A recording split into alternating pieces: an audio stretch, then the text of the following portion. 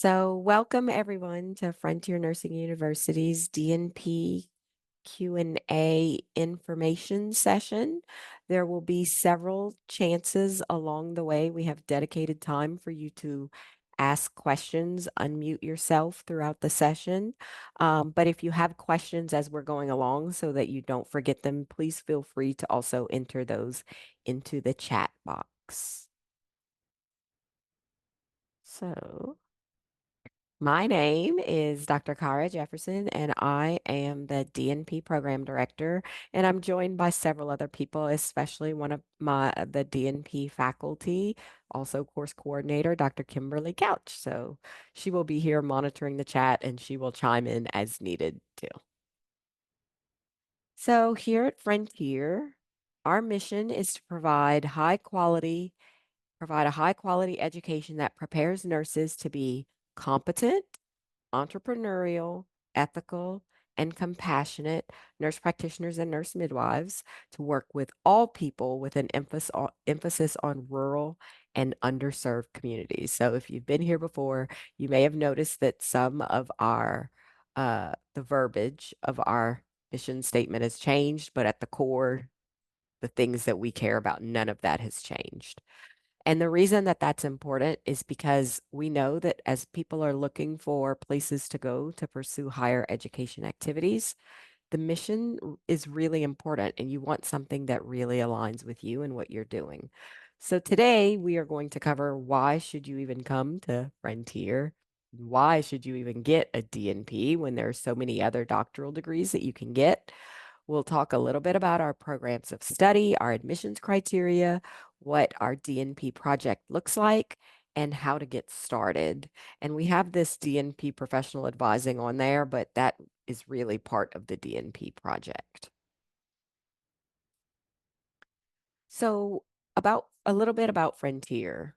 We know how to do distance education because we have done distance education for a very long time. Even before COVID, lots and lots of years, even before COVID, we have been doing distance education.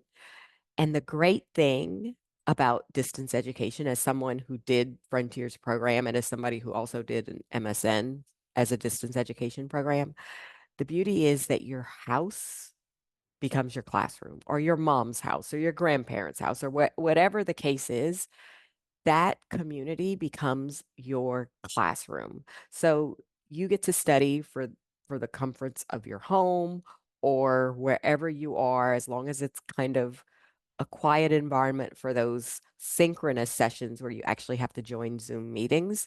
You get to do this completely on your own terms. Yes, we do have assignment due dates that you must adhere to, but where you choose to actually do the majority of your work is completely up to you. We have something called the culture of caring here at Frontier, which we all embody. It has elements like professionalism, mutual respect, communication, all of those things that are important to you as an APRN, but also advancing your career to the next level. And we also require that all students attend what we call a DNP Frontier bound session in Versailles, Kentucky, which is where our campus is located. It is a completely immersive experience where you get to know faculty, you get to know other students, you get to know staff, but we really want you to experience one another to see why it is that we are so passionate about what it is that we do and why we believe in it so much. It's because when we believe that when you have buy-in, you tend to do a whole lot better in that type of environment. Here are a couple of pictures of what our campus in Versailles looks like. On the top left, that is a picture of our dining hall. The top right is the Welcome Center. This is where all students enter, check in when coming onto campus. The bottom right is the sign that you see as you're coming into campus. And so this is just who we are. So, what is Frontier known for? Because we have gotten several awards or achievements. We have over 100 years of experience in nurse midwifery and family nursing. We have students and alumni that represent every state in the United States. We also, for our DNP program, have students that come from outside of or choose to do their projects outside of the United States. We've had over 10,000 graduates. And like I said, we have a vast experience in online education because we haven't just started doing this over the last 5 years. We have been doing this for many, many years. We've also received um, a Great College to Work For award. And this year, 2024, last year, we had honor roll, but we have been recognized for 4 consecutive years.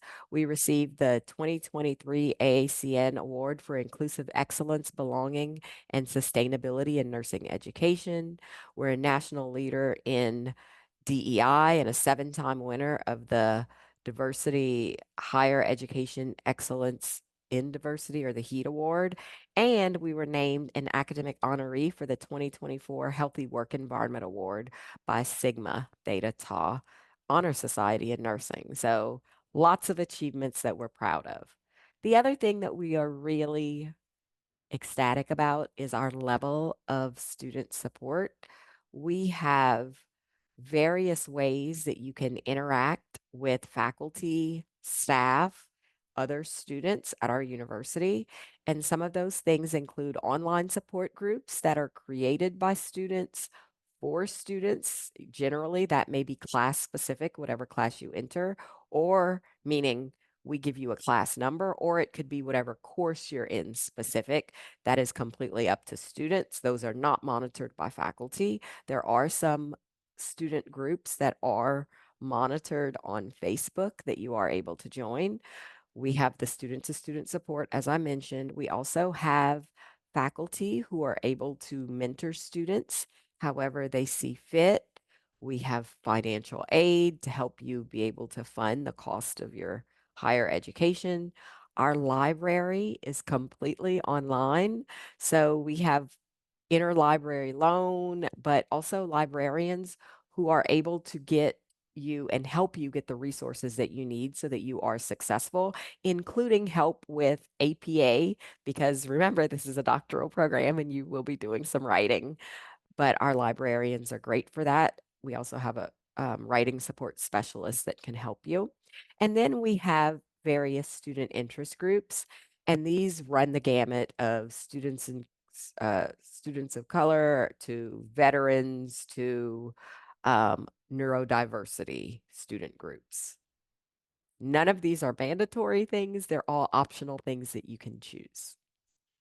And then, of course, your support team. So as DNP program director, I am always available to DNP students just to talk about whatever it is, vent, whatever it is, I am here. But we also have a course coordinator who coordinates and manages each DNP course, as well as course faculty in each course.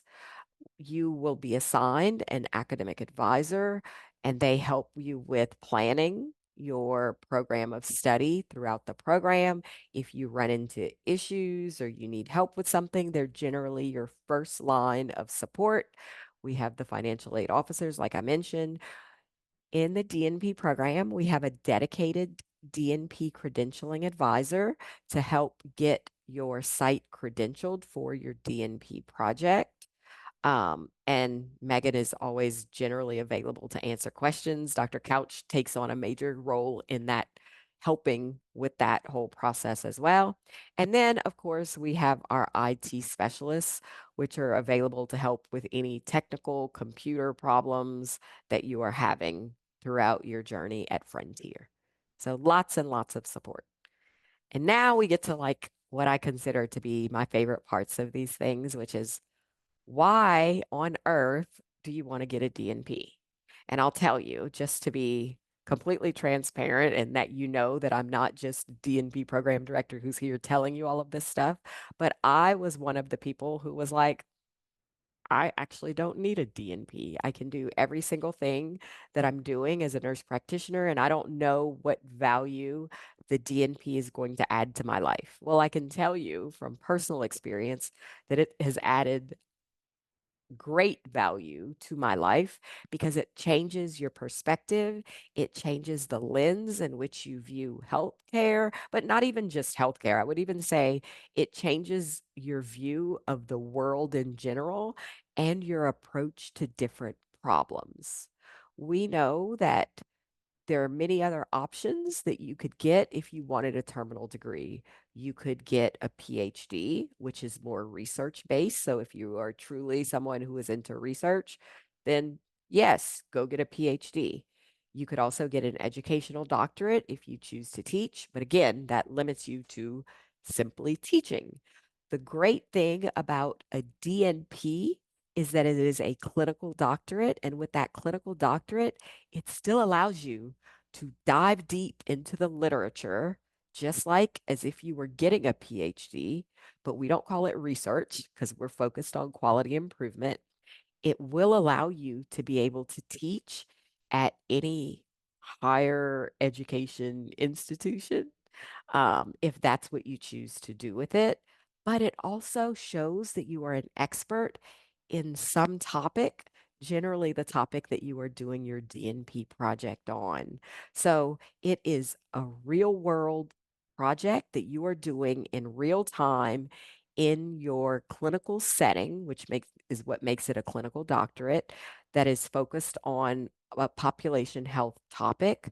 But we also know the reason that this is so important and the reason why we focus on quality improvement, especially, is it takes an average of 17 years to implement new knowledge into clinical practice. That is a huge gap. So if we're not staying current and abreast of the evidence, then that means that our patients in our communities are not getting the best care that they could be. And that's where it becomes your job as the DNP prepared scholar to elevate your health outcomes in your patient population. And your expertise is what gets you there. So that's my blurb about why you should get a DNP. It allows you to work on policy. It allows you to be a leader in healthcare. It allows you to be a better clinician, and it changes your overall lens. So here are our DNP admissions criteria and requirements. You, of course, must have a master's degree, and you can look right here to see which master's degrees we accept. You must also have a current active registered nursing license with no encumbrances. You must be certified as a nurse practitioner or a nurse midwife in the United States. You need a at least a 3.0 GPA, and you must be able to successfully pass a background check. We have a postmaster's DNP program of study that requires all students to complete 30 credit hours of work.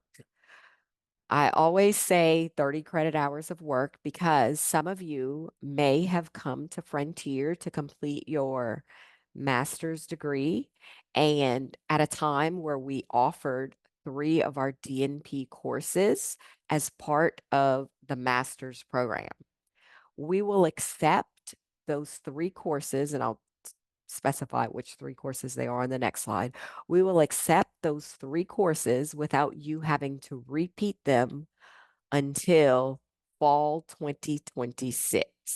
After fall 2026, all courses must be repeated because we have got to meet our accreditation guidelines in order to maintain compliance. So on average, our DNP Postmaster's Program of Study is about 6 terms or 18 months. And I say that loosely because our program of study, this, when I reference this 18 month, 6 terms, I'm talking about a full-time plan of study. We also have a part-time plan of study, which allows you to do your coursework more, a little bit more slowly than this. Our terms are 11-week terms of you actively engaged in your course, doing coursework, and then you have 2 weeks of a break outside of school before you return back and get into the coursework. You do begin your clinical project, once you start DNP 850, I'll show you that what that looks like here. So we have 6 DNP didactic courses: Nurses Educator, Fundamentals of Business and Finance in Advancing Healthcare, Population Health, Ethics and Health Policy, Advanced Evidence-Based Practice in Nursing, and Leadership and Organizational Dynamics. So the 3 courses that students may have taken, and you may have taken 1, 2, or 3 at some point, are PC 713, which is now our DNP 801, PC 702, which was called Epidemiology and Biostatistics, which is now our DNP 802, or PC 718, which was formerly just called Evidence-Based Practice. So if you took any of those courses, that's something that we would look at after you actually got admitted to the program. We would show you what your plan of study looked like. But the great thing is that every last one of our didactic courses and our project courses is real world application. So you're not just getting all of this information and doing nothing with it. All of our courses scaffold upon one another so that you are actively using it and using the information in that course in the next course, so that by the time you graduate, you have a real, not just a solid foundation, but also, I would venture to say, an elevated foundation. And then here are DNP project courses. I like to think of the DNP project courses as one big course. That's why you see the little graphic that kind of looks like the changing in seasons, because we have 11-week terms, which are really short. We can't do everything all at once. So you're taking your project gap and taking it through this series of courses where you prepare for your project, you plan your project, you implement your project, and then you disseminate the project. The thing to note about the project courses is that there are some requirements for attendance, meaning not only are there required mandatory live learning sessions that are synchronous with faculty once you get to this point, but there's an on-site requirement in your clinical setting. So, for example, in the planning term, we expect you to be on site at least 3 days per week, because you cannot be a project manager if you are not there seeing what is happening, boots on the ground, right? The same thing with implementation. You must be on site at least 3 days a week in order to actively manage your project, see what's working, see what's not working, be able to make those changes. And then the requirement for DNP 853, the dissemination course, is that you must present your project findings on site to your stakeholders, because that is the value of the DNP. You're not getting your DNP because Dr. Jefferson wants you to get your DNP, so you need to come to campus and present to me and faculty. No, you're getting this to improve health outcomes in your community. And so it's really important that those stakeholders be present as part of your final dissemination efforts. So just to recap, once you are accepted into the DNP program, you will have an DNP bound experience on campus generally for postmaster students. There is a caveat to that. If you've attended Frontier in the last 2 years for any program, there is a way that you can request approval for a virtual bound experience. We have 6 practice-oriented didactic courses, 4 project courses. The primary project courses are over 3 terms, but you do have that prep course, which makes it over 4 terms. Our upcoming application deadline is June 25th, 2025 for coursework beginning in October. And then September 2024 is the application deadline for coursework that begins January 2026. Our application is pretty streamlined. It is not something that I consider extra complicated. There is, of course, the online application where we get demographic information. That also includes you submitting an essay. A word about the essay. I'm going to talk about each one of these just briefly. In your essay, you want to make sure that we fully understand why it is that you want a DNP degree. You do not want Chat GPT or Claude AI or any other AI systems to write these prompts for you.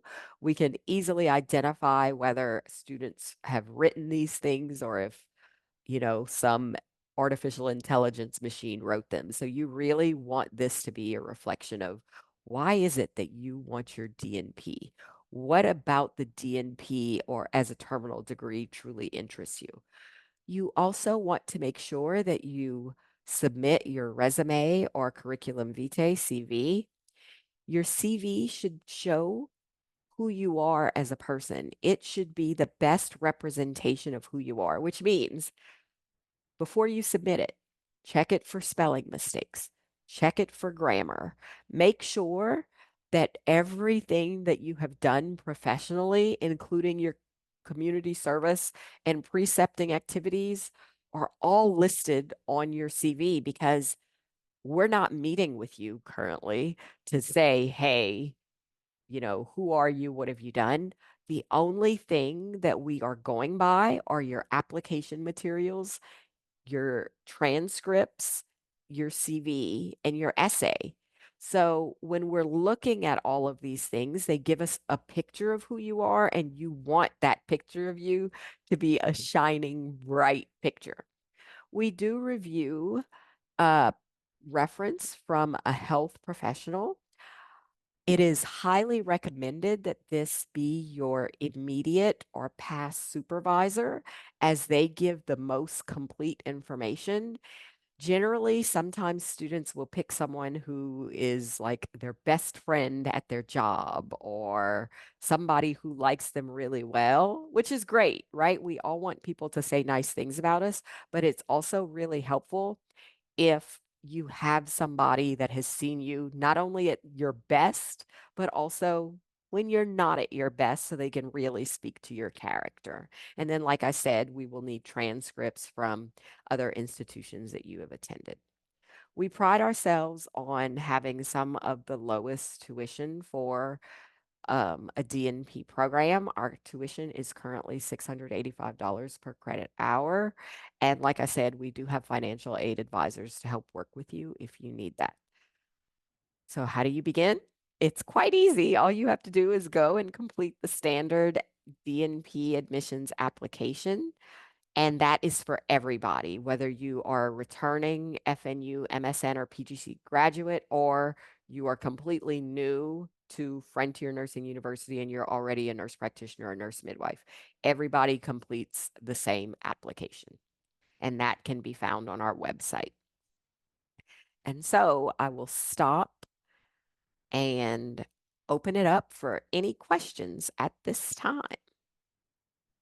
Cara, there were a couple questions in the chat box. Number one, Melanie was wondering if she could transfer in master's or doctoral level courses.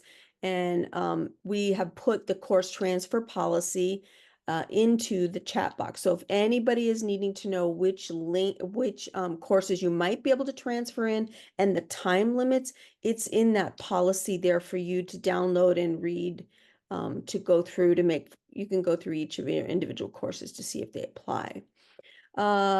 Paige also asked if the project is based out of where we work, or do we have to find another clinical site?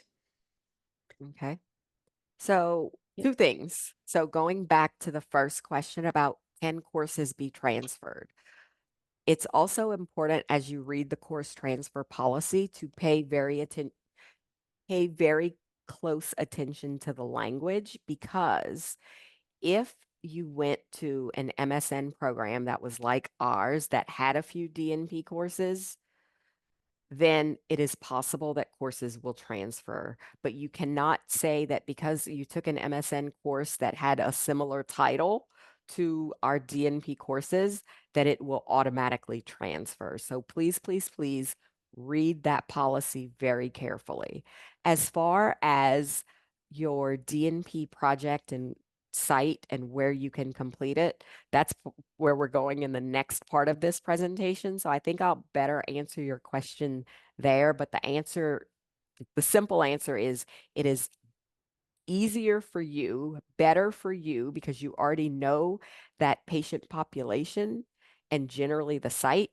We usually advise you that the best place to do your project is where you are currently working, as long as they approve it. I can't make them approve it, but if they approve it, then that would be the best choice. And one more. Andrea is wondering, how does the clinical project work if you operate and own your own business? Can your business act as your clinical site?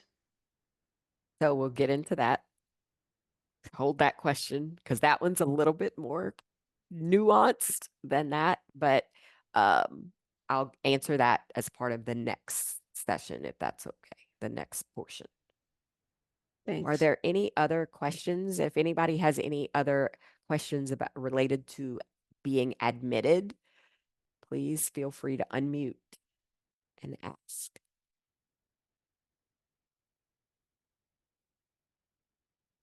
I don't see anything, so I am going to move on. I have a question real quick. Okay, no problem.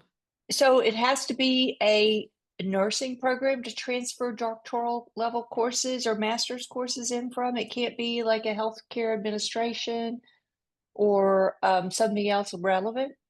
It can be a relevant program, but you have to meet. So when you look in the course transfer policy, there's two different things. So I think the other policy that needs to be dropped into the chat is our gap analysis policy. So you can transfer in courses. So, for example, let's say I started a DNP program somewhere else and I took some DNP courses there. And one of those courses is similar to one of the courses at Frontier, then I would complete a course transfer request. If I got a completely separate degree in something that may take the place of one course or two courses, for that, you would request gap analysis credit. Does that make sense? So if you're telling me that you got a healthcare administration degree, then I haven't seen your transcript, right? I'm just going by the words. Then could it be possible that there's a course that you would not need to take? Yes, but you wouldn't be transferring because course transfers only allow you to transfer in a certain number of credit hours.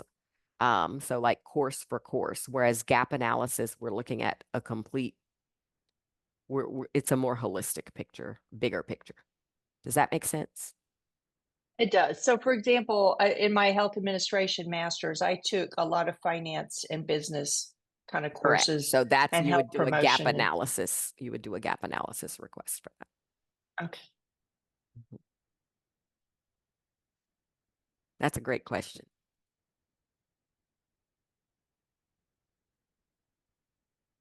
Okay, moving on.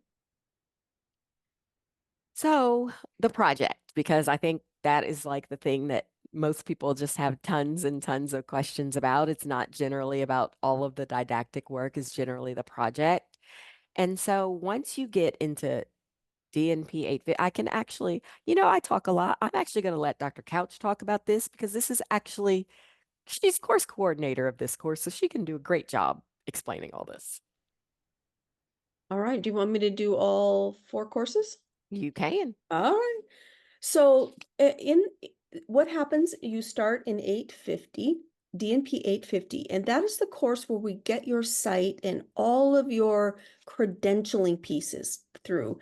Much like if you're signing into a new HR, you have all these modules you have to take, and there are liability insurance verifications and all these little pieces of the puzzle that have to be in place in order to get your site credentialed for your project. Um, it's not an intense course, but it's very task oriented. You got to get a lot of little boxes checked as you go. It is there in that end of that class where we start your looking at the available knowledge and the literature surrounding your interest in a project. Now, projects have to come from your site. They must be site driven and patient related, patient outcome related. So let's say you wanted to do a project at a school of nursing to improve nursing rates of pass or whatever, that wouldn't be a qualified project. But if you're working at a clinic and you want to improve diabetes management, care with depression, domestic violence, any of those things, those are beautiful patient-related projects. Now, we ask that your site that your site drives the project. In other words, they come to you with the idea of something that they want you to work on during the course of this project. So it doesn't have to be a passion project. Passion projects usually take years to get accomplished. We only have a very short duration of time, which is about an 8-week implementation cycle. So what you need is something that your leadership is going to be willing to go in and support you with. You're going to need someone to navigate some of the barriers. And so those folks, your mentor and a sponsor, will help you to find an idea that you need to do to improve a metric within your hospital, your institution, or your clinic. Um, Once you have completed all of those necessary steps and you've been advised and you have a viable project which takes place in that course, you move on to 851, which is DNP 851. It is that course where you start to gather the evidence needed to support and plan a project. We have you doing chart audits based on the national standards and standards of care, best practices. We have you surveying patients for their knowledge base, their beliefs, their values surrounding your topic. We have you look at your staff and their knowledge, beliefs, and values surrounding that topic. You will meet with your team, your staff, and you guys will all come together with a critical look or a root cause analysis of why you're not doing some of the things that you should be doing to determine this best level of care. From all of that information, you will do what's called a gap analysis. You will study all of the issues out there and how you might address them with the evidence. What are some good best practices that have gone before you that you can put in place in your practice? You will then, sorry, somebody's blowing up my phone. You will then develop a project, ways to measure its success, and you will come up with what those interventions are going to look like that you're going to put into place in your practice. The next term is 852, and that's where you roll this out for 8 weeks. You're going to put this plan, do, study, act method into practice where you plan an intervention, you plan a small test of change, like getting, let's say it's domestic violence screening going, or getting foot care for a diabetic going. You start those, you gather data, you analyze that data to see where the root cause of problems lie, and then you pick another test of change to address those problems. And you repeat that cycle a total of 3 times. Then you're going to gather all of that data together, and in the next term, you're going to write that up into a beautiful document. It's a Squire document, which can be published if you want, or can be modified to publish if you want to. It's not required, but you will come with a PowerPoint presentation where you're going to present your findings to your clinical institution or site, along with you're going to present that to the faculty and students at FNU. This is kind of your dissertation piece. And then you're going to walk away with a beautiful poster that you can display at your institution or take to a conference so that you're good and ready for everything that happens. So the whole process from DNP 50 through DNP 53 are all project-oriented classes, and they actually are a lot of fun. You get to the nitty-gritty of how to do this. Thank you. The only other thing I guess that I would mention, because I'm looking at it on this slide, is IRB.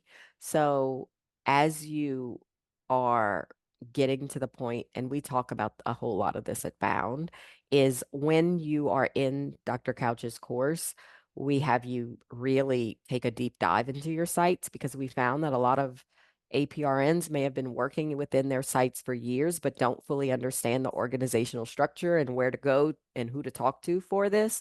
So you will be having conversations about whether or not institutional review board is needed by the site.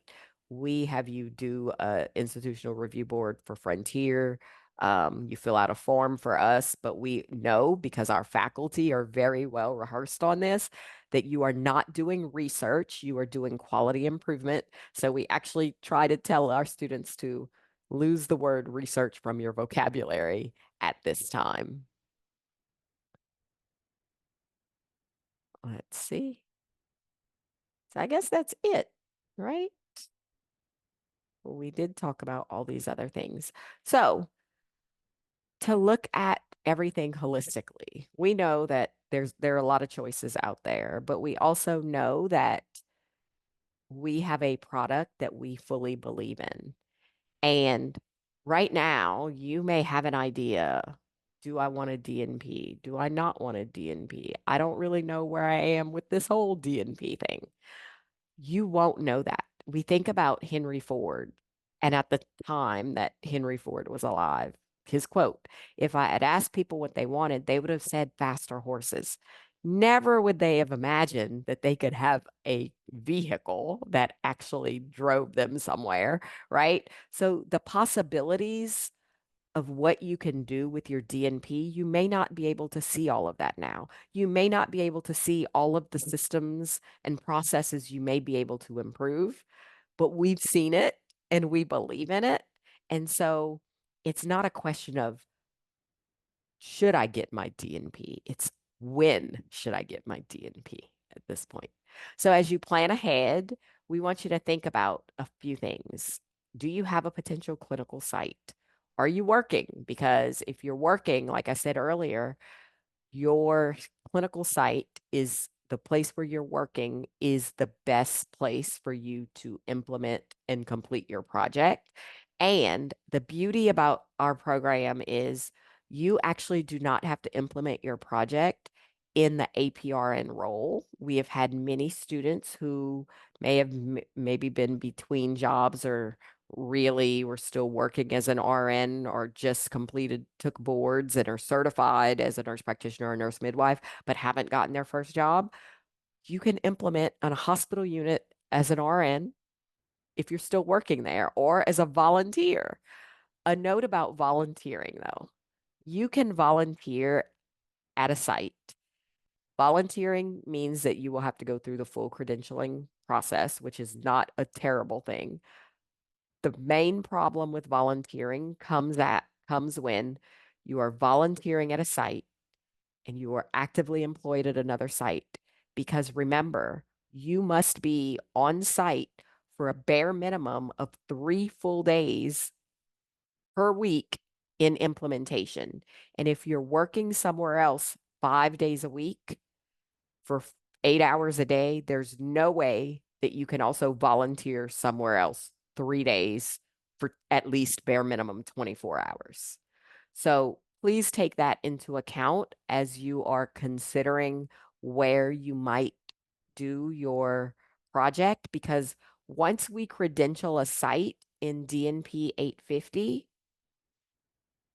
if you leave that site while you're in implementation, you cannot implement the same project at another site because their data is completely different.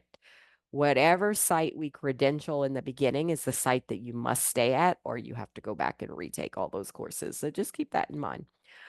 You also want to consider when you'll be starting a new job as an APRN, because we know that transition to practice is challenging.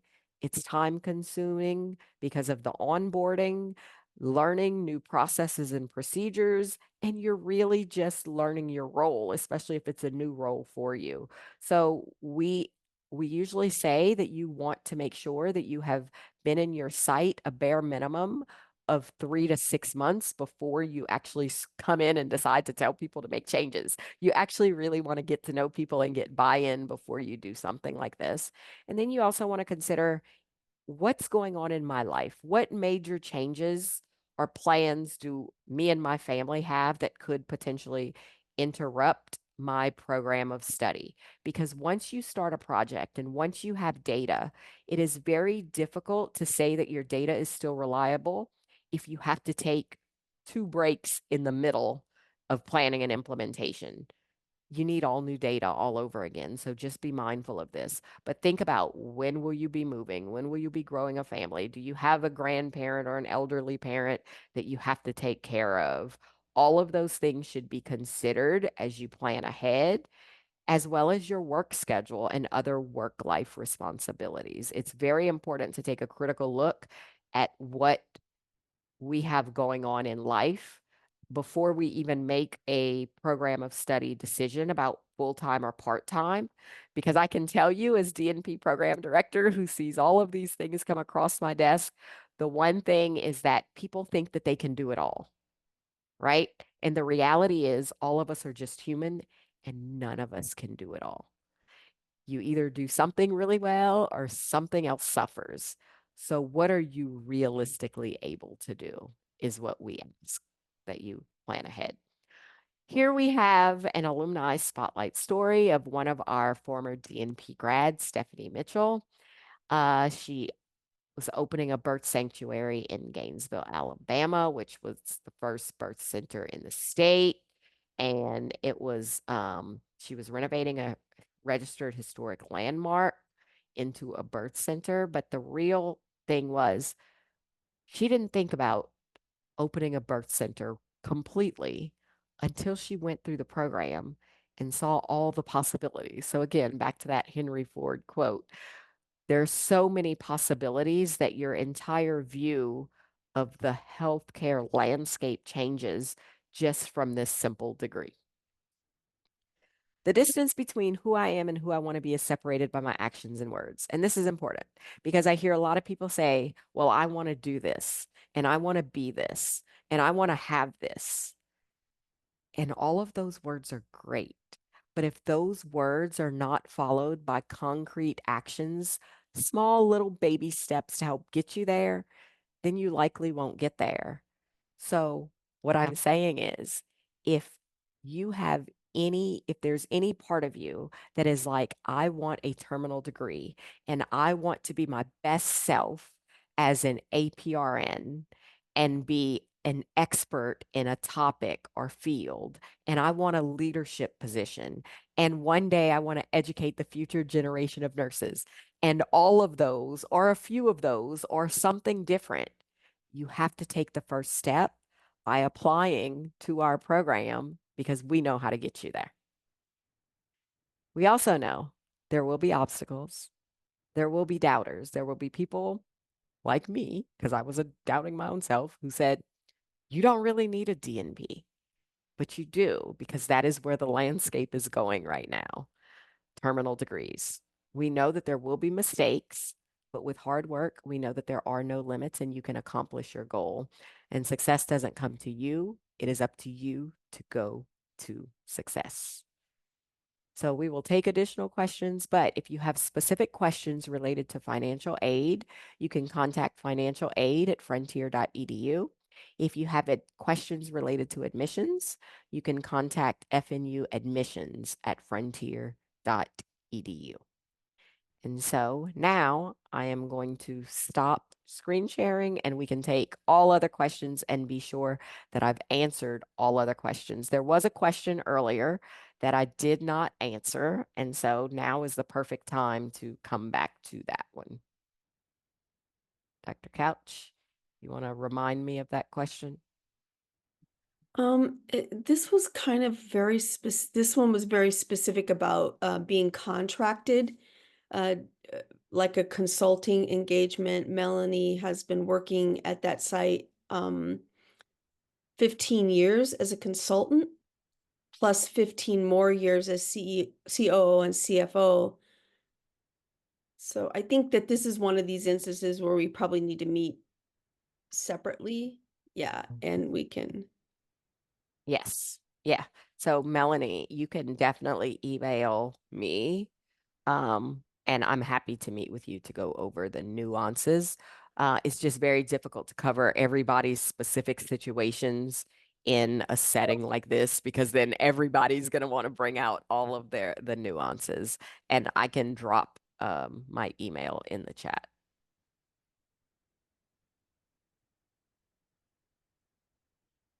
There was another question. If you owned your own practice, I don't remember where that one Right. was in the chat.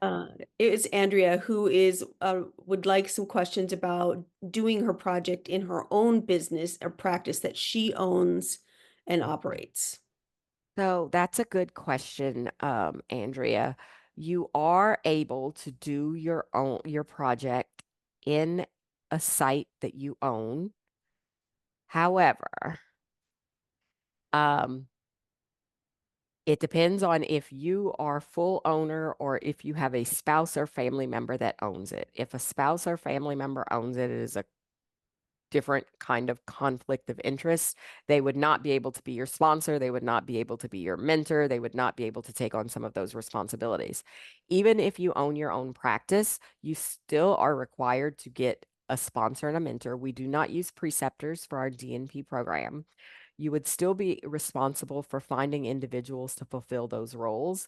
And one of those individuals would likely be someone outside of your site because you need to form a really good team and still be able to be accountable to someone other than yourself. Does that make sense? Your mentor is usually a content expert about your topic. So it could, let's say you're doing implementing depression, screening and management, you would want somebody who deals with behavioral and mental health issues. So they can help bounce ideas off of, you guys can bounce ideas for how to figure out problems that are going on and they can give you some guidance. Your sponsor is generally who's somebody who's going to be near or in your practice who can navigate through some of the pitfalls that happens, like staff who don't want to comply or staff who are unengaged, but you need them for your project. So they can help to get around some of those issues for you by supporting you. That's why we like this the site to drive the project. Yep. Any other questions?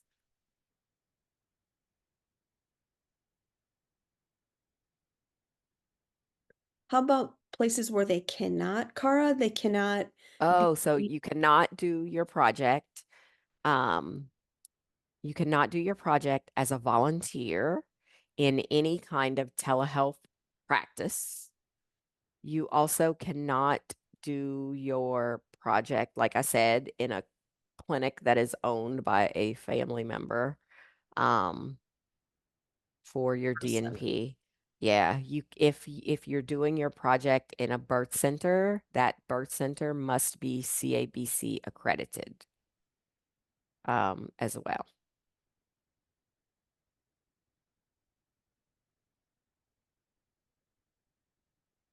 Any other questions?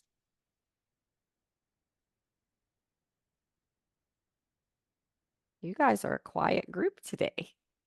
But like I said, if you have any other questions, I did put my email in the chat. I saw that admissions put their email in the chat as well. And we are happy to answer any questions. So I thank you for your time today. And we look forward to seeing you in our DNP program one day.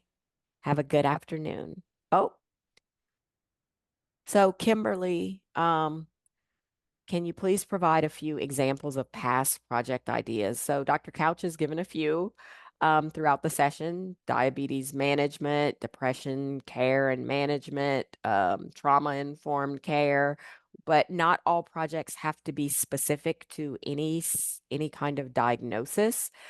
Projects just must be specific to, they must encompass a population, right? So we're doing population health product projects, but it can be related to anything in a clinic or hospital. So Some of the best projects that I've also seen are things such as clinical flow type projects. So patients not using patient portals as we're trying to go to more electronic medical record systems, streamlining overall patient satisfaction and patient care. How do we do that? How do we get patients more involved in those type of things? So really, we don't have restrictions on the type of projects as long as you have the volume and they are patient facing. When we talk about volume, we mean that you can't just have one patient in an 8-week period of time who this might be affecting. Needs to affect about 2/3 of your population. That's why you'll see a lot of these projects will be overall diagnoses that you manage in your clinic. But for instance, another one that was done recently was temperature control in the PACU units, maintaining patient temps after surgery, those kinds of things. I mean, they can be little tiny metrics that your hospital or your group is struggling with. And so we can try and improve that. Reducing C-section rate is another one. Yeah. I mean, it- we want you to come with the ideas. We are probably going to help you to make those ideas work. So there's very few that are a hard no. And we always manage to find a way to satisfy the needs of your organization, your facility, and your clinic. So.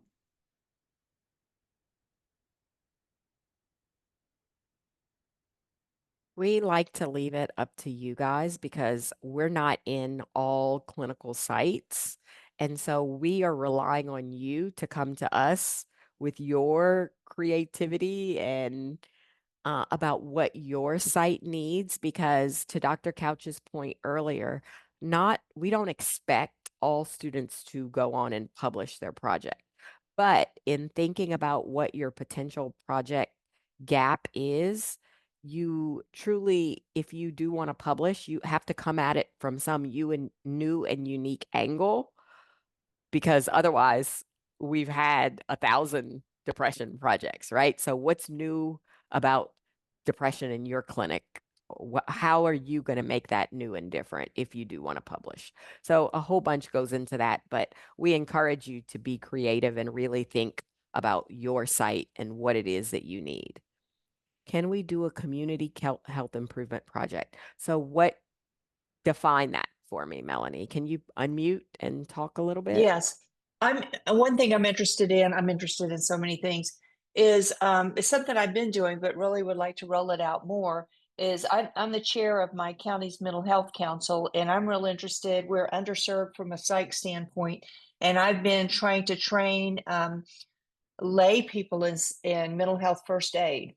And I'd like to measure the impact of that and outcomes. That's an interim step to finding a professional. If it takes them 2 months to find a professional, so could I do something like that, a community health improvement project, but it really wouldn't have a oversight person per se because I'd be leading the project? So you wouldn't be able to do, based on our current contracts, you wouldn't be able to train somebody else to do it. Like your project can't be, I'm just training all of these people to do this thing and then looking at those outcomes.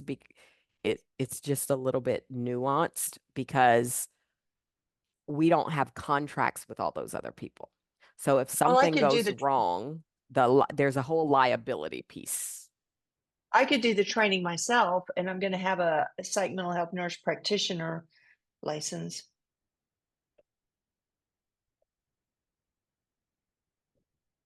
So I guess that's something that we would talk about more on our call because I have so Okay. many questions. Okay. I could keep going. We could talk right here for an hour Yeah. about my questions about, yeah, your It's just vision. kind of a general, can you do something with community health improvement without a boss per se? But if you're documenting and writing, and maybe you could even get a grant to do it. So currently, so to that general question, would you be able to do just a community health based project Currently, no. Yeah, I'll just be fully transparent in that a community-based project requires a different level of interest, contracting, all of those things. We've tried this in the past. We are working on a path to that for the future, but we have some kinks in that process to work out just from the frontier liability standpoint, which is different from like a clinical setting where actually, so what you're proposing, there are no current patient charts, and you must have some kind of patient Yeah. chart right now in order to be able to audit. Does that make sense? Well, it's the kind of policy I'd like to change, but we can talk about it. So that too, Kimberly, in the chat is how would you be improving communication? Like, what are you going to do? How is that affecting patient care? So again, I have lots and lots of questions that I would keep asking you, but that is also what our once students come to Bound, we really spend time talking about potential project ideas. What do those look like? And then once you get into DNP 850, Dr. Couch assigns you a faculty person who advises you. You will go and you will meet with them and you will bring your ideas and you will bring all of the data that you have. Like, what's the site? What's the data at the site? How many people are going to be involved? How many providers are going to be involved? So all of that is kind of built into the course too. So yes, metrics are very important. It's not, it's data. Data is important for driving anything. You're muted, Dr. Couch. Kim, you can go into with your idea, right? This idea about improving communication using a, a scaffolded, well documented best practice such as SBAR or some of those tools like IHI, Institute of Health Improvement. Those guys have these scaffolded projects that and tools that you can use to improve communication. We apply that to your staff about how do we do a good handoff, or what does communication look like, or what do we need it. You develop a piece, an intervention about that, but then we have to measure, did it improve patient outcomes somehow? Was the patient impacted by that better communication? So we would have to find a piece to measure. Remember, data drives change. So we have to look at, does it help or hurt the patient?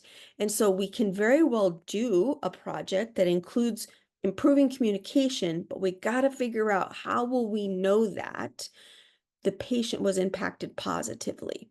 And that's what we're designed to do. All of our faculty in the project courses have all managed hundreds of projects. So it's very individual, and we will work with you to figure out how can we measure that communication was improved, and what did it impact. It's done. It's been done before. You guys have asked really great questions. It's funny, nobody had questions, and all of these great questions came up. So, again, thank you for your time. Thank you for your interest in our DNP program. And we look forward to having more conversations with you. So, see you guys soon. And don't forget about the application deadlines.